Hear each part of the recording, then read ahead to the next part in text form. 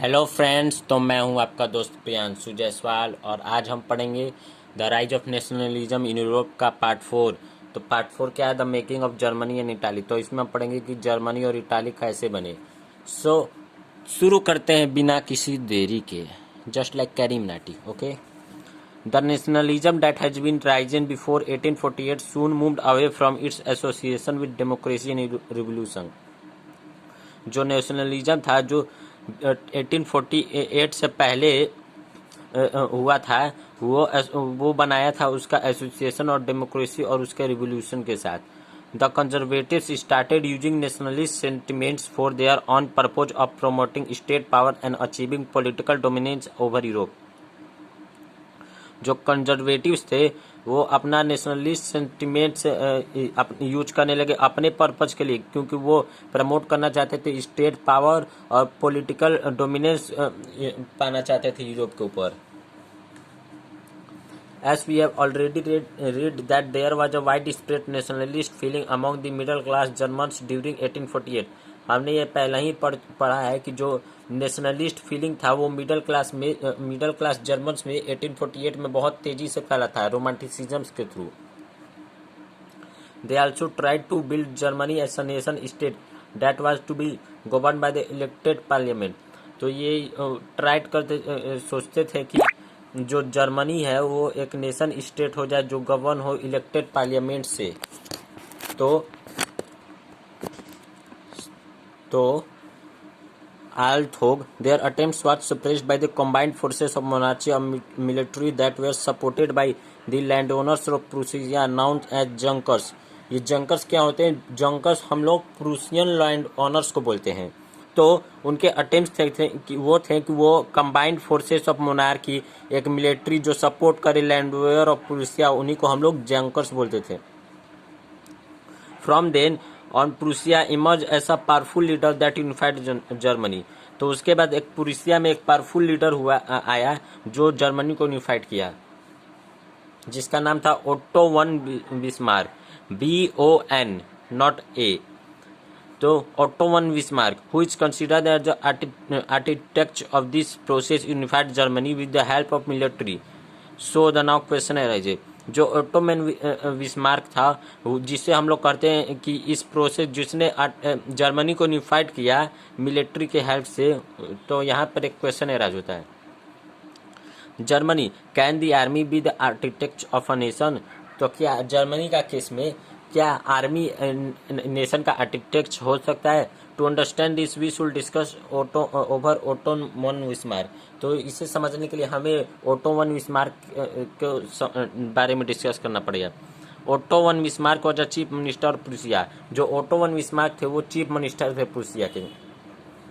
His ultimate goal was to unite the German state into a strong German empire with Prussia at its core। तो उनका ultimate goal ये था कि वो unite करे German state को एक स्ट्रॉन्ग जर्मन एम्पायर में, उसके प्रूसिया के संग और उसके कोर के भी। He never favoured liberalism and democracy. उन्होंने कभी भी लिबरलिज्म और डेमोक्रेसी का फेवर कभी नहीं किया। He rather use military force to unify Germany.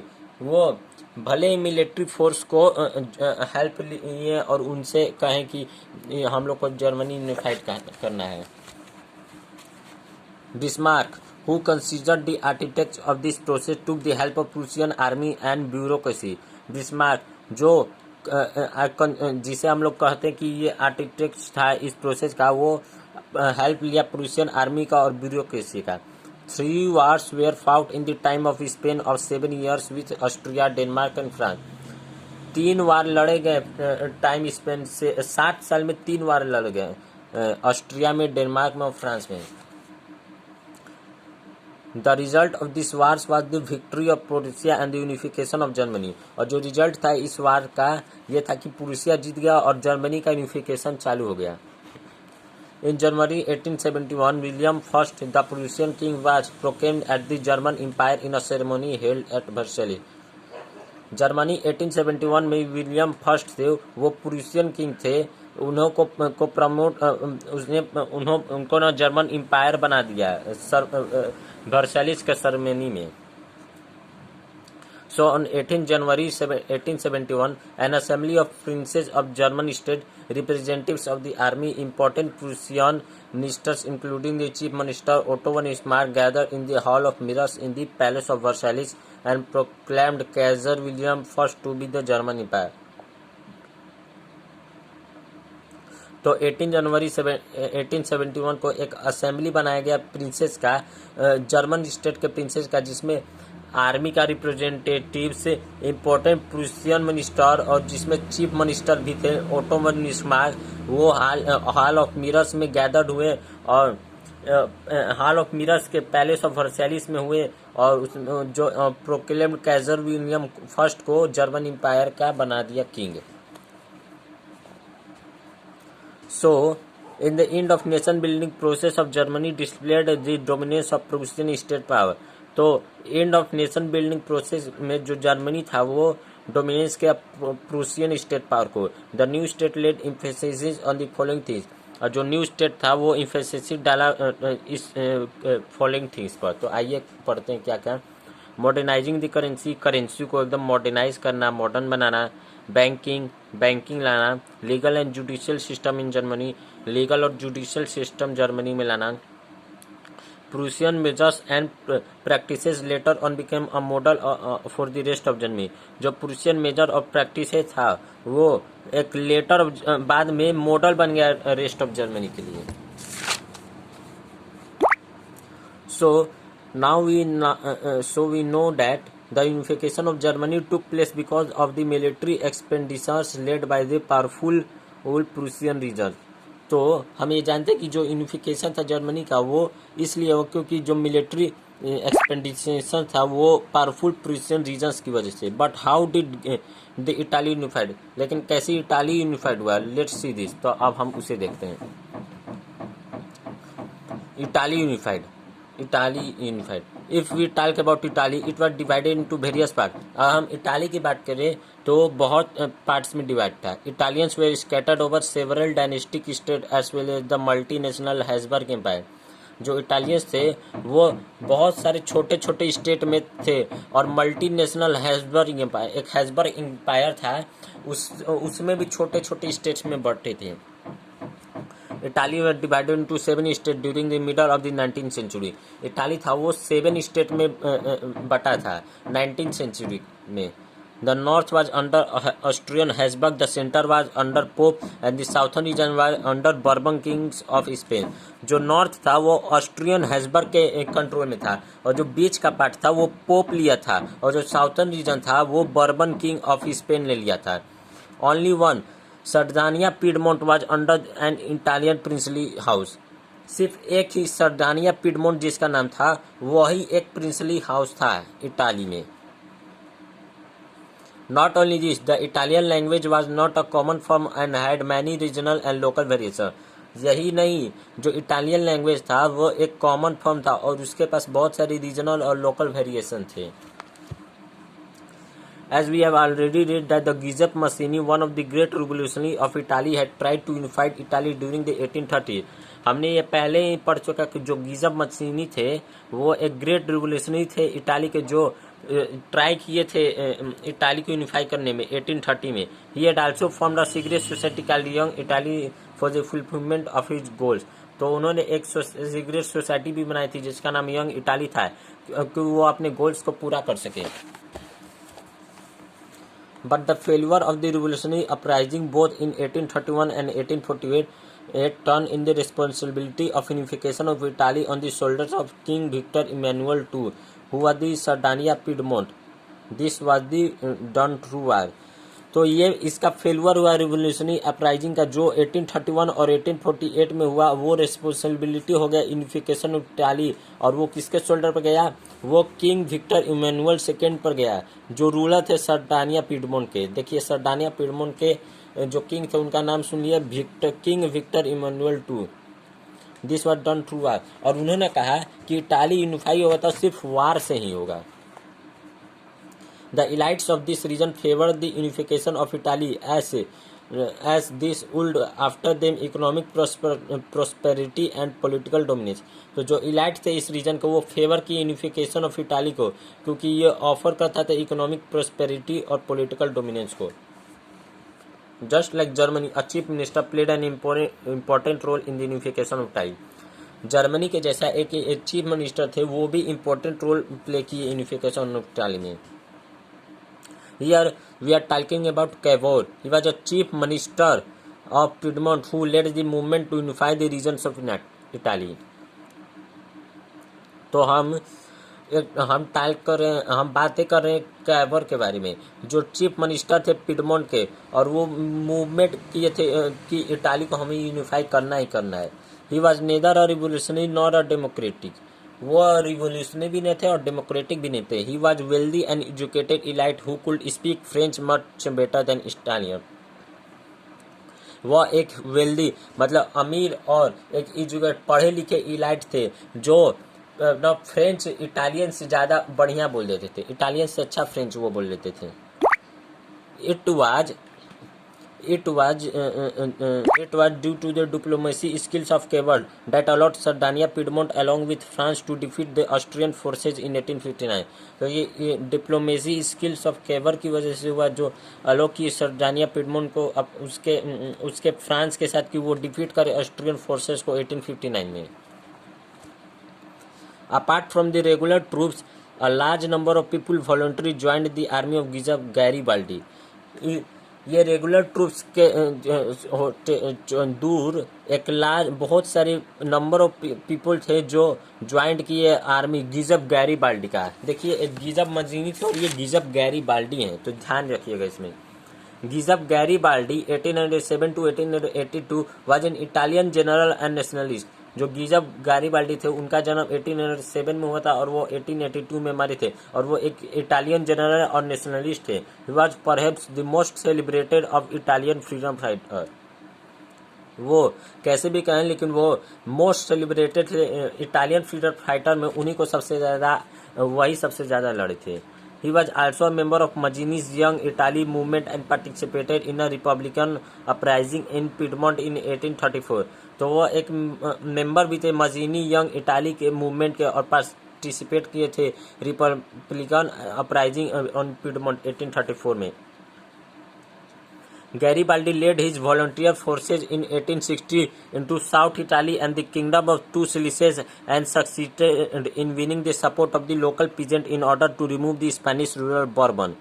तो जो गैरीबाल्डी थे वो अपने वॉलंटियर फोर्सेस के साथ 1860 में वो साउथ इटाली गए, और जो किंगडम थे टू सिलिसेस के, और जो सक्सीड किए थे winning the support of local pigeon को, उन्होंने रिमूव करने के लिए स्पेनिश रूलर को, जिन्हें हम बर्बन बोलते हैं।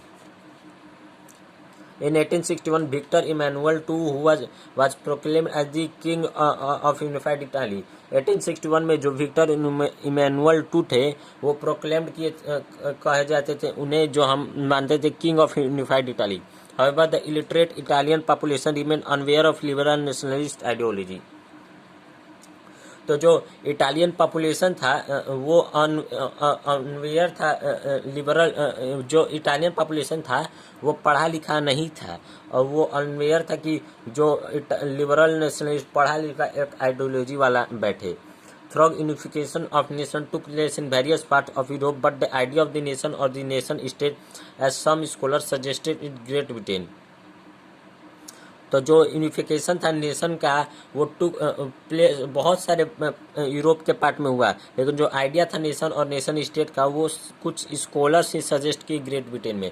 The formation of Britain was not the result of sudden revolution because of which it seems at the unification of Britain was very strange. तो जो फाउंडेशन था ब्रिटेन का वो रिजल्ट नहीं था कुछ रिवोल्यूशन में, क्योंकि वो सीम हुआ यूनिफिकेशन ऑफ ब्रिटेन और वेरी स्ट्रेंज था वो, the strange case of Britain. तो अब हम लोग पढ़ते हैं वही the strange case of Britain. The formation of Britain was the result of a long process. जो फॉर्मेशन था ब्रिटेन का वो एक बहुत ही लंबा प्रोसेस है। Britain was not a nation before the 18th century. Britain जो था वो 18th सेंचुरी के पहले नेशन नहीं था। It was an island that was inhabited by ethnic groups such as English, Welsh, Scot और आयरिश। तो वो एक आइलैंड था जो जिसपे इथनिक ग्रुप बैठे थे, जैसे इंग्लिश, वेल्स, स्कॉट और Irish. This groups had there on culture and political tradition. तो इन ग्रुप्स के पास अपने कल्चर और पॉलिटिकल ट्रेडिशनल्स थे। As English started growing wealthy and gaining power and importance, they started extending their influence over the other nations of the island. तो जब English start किया growing wealthy और gaining power में, तो वो importance हो गया एक्सटेंड अपने इन्फ्लुएंस को बढ़ाने के लिए, अदर नेशंस ऑफ आइलैंड्स में बढ़ाने के लिए वो पैदा हुआ। The English parliament seize power from the monarchy in 1688 after a conflict. जो इंग्लिश पार्लियामेंट था वो पावर को सीज कर दिया मोनार्की के 1688 में एक कॉन्फ्लिक्ट के बाद। Finally a nation state was form with England as its centre. तो एक नेशन स्टेट बना इंग्लैंड में अपने सेंटर के साथ। इन 1707 the act of union came into being between England and Scotland. 1707 में जो एक्ट ऑफ यूनियन था वो इंग्लैंड और स्कॉटलैंड के बीच में आया। This resulted in the formation of United kingdom of great Britain. और इसका रिजल्ट ये हुआ कि वो फॉर्मेशन होगा यूनाइटेड किंगडम ग्रेट ब्रिटेन का। Soon England impose its influence on Scotland. बाद में जो इंग्लैंड था वो अपना इन्फ्लुएंस स्कॉटलैंड पर बढ़ाया। Even the British parliament was dominated by the English member. तो जो ब्रिटिश पार्लियामेंट थी वो भी डोमिनेट करती थी इंग्लिश मेंबर को। Later on, the culture and political institutions of Scotland were suppressed by the growing British power. बाद में जो कल्चर और पॉलिटिकल इंस्टीट्यूशंस है स्कॉटलैंड का वो सप्रेस्ड हो गया है ग्रोइंग ब्रिटिश पावर की वजह से। For example the Scottish were forced to not speak in their Gaelic language और to wear their national dress and a large number of Highlanders were forcefully driven out their homeland. Gaelic language उनका एक language था Scottish का। तो इसके लिए example जो Scottish थे उन्हें गैलिक लैंग्वेज बोलने की का हक भी छीन गया। और उनके जो नेशनल ड्रेस थे और जो लार्ज नंबर हाईलैंडर थे नेशनल ड्रेस भी पहनना छीन गया। और हाईलैंडर से उन्हें भी बाहर निकाल दिया गया उनके होम से। Ireland also has a similar story. Ireland के पास भी एक ऐसा स्टोरी है। This country was divided between Catholics and Protestants of Ireland. तो ये जो कंट्री है वो कैथोलिक्स और प्रोटेस्टेंट्स ऑफ आयरलैंड से डिवाइड थी, के बीच में डिवाइड थी। And this resulted in the dominance of Protestants over Catholic. और ये रिजल्ट किया कि जो डोमिनेंस है और प्रोटेस्टेंट्स कैथोलिक्स के ऊपर आ जाएं, मतलब उन पर कब्जा कर लें। The revolts led by the Catholics were suppressed by the British dominance. और जो रिवोल्ट था वो कैथोलिक्स ने लिया था और वो सप्रेस्ड ब्रिटिश डोमिनेंस के खिलाफ किया था। उल्फ टॉन हुआज, देखिए उल्फ टॉन, ये इंपॉर्टेंट है। Wolfe Tone who was a leading Irish revolutionary who formed a group name United Irishman. एक उल्फ टॉन थे जो लीड करते थे आयरिश रिवोल्यूशनरी को, जो उन्होंने एक ग्रुप बनाया जिनका नाम था United Irishman. He revolted against the English supremacy, but later on this revolt was suppressed by the English in 1798. तो वो इंग्लिश सुप्रीमेसी के खिलाफ रिवोल्ट किए थे, लेकिन बाद में वो रिवोल्ट सप्रेस्ड हो गया इंग्लिश पीपुल से 1798 में। Finally in 1801 Ireland was forcibly incorporated in the United kingdom. तो 1801 में जो आयरलैंड था उसे यूनाइटेड किंगडम्स में बदल दिया गया। A new British nation came into being which was largely dominated by the English culture. तो एक न्यू ब्रिटिश नेशन बना जो लार्जली डोमिनेटेड था इंग्लिश कल्चर से। The symbol of the new Britain the British flag उनका union Jack था। The national anthem God save our noble king. The English language was promoted and the older nation were left to survive as the subordinates. तो जो symbol था new Britain, British flag मतलब Union Jack, और जो national anthem था God save our noble king, और जो English language था वो प्रमोट किया अपना ओल्डर नेशन को जो लेफ्ट हो गया था उनके सबऑर्डिनेट से, Till now, we have come to know about the rise of nationalism in European countries, various attempts made by the revolutionaries for their rise to liberty, the establishment of power by the conservatives, or the unification of countries on the basis of various wars.